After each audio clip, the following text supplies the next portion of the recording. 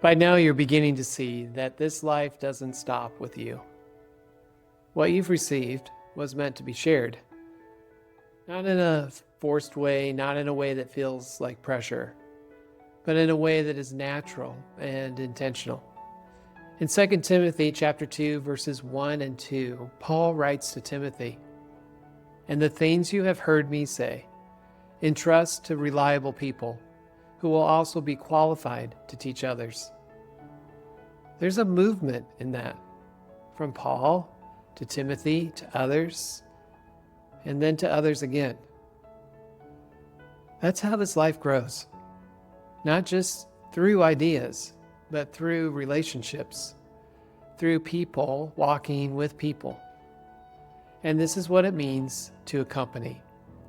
Not just being present in someone's life, but helping them move forward, sharing what you've learned, encouraging their next step, staying connected over time. And it doesn't have to be complicated. You don't need to have all the answers. You simply pass on what you've been given. And this is where your relational life expands again. Not just receiving support, not just walking with someone, but becoming someone who helps others walk with Jesus. Because what has shaped you can begin to shape someone else. So, here's a simple step for this week. Think of one person you could invest in.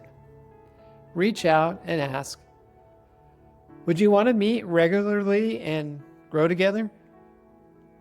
Make it simple. When you meet, open a short passage of Scripture and walk through it together. Start by simply retelling what you've just read in your own words.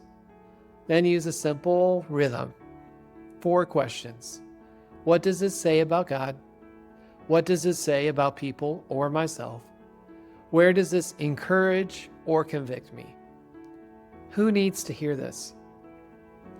You don't need to have all the answers. Just stay with the Word and with each other. And don't do this alone.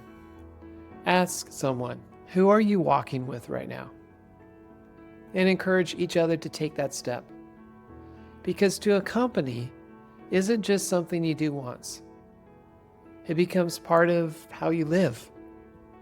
And over time, this begins to multiply from one person to another to another. Not because you're trying to build something, but because you're faithfully passing on what you received. So wherever you're starting, be intentional, stay connected, stay with the rhythm, and see how God works through your relationships.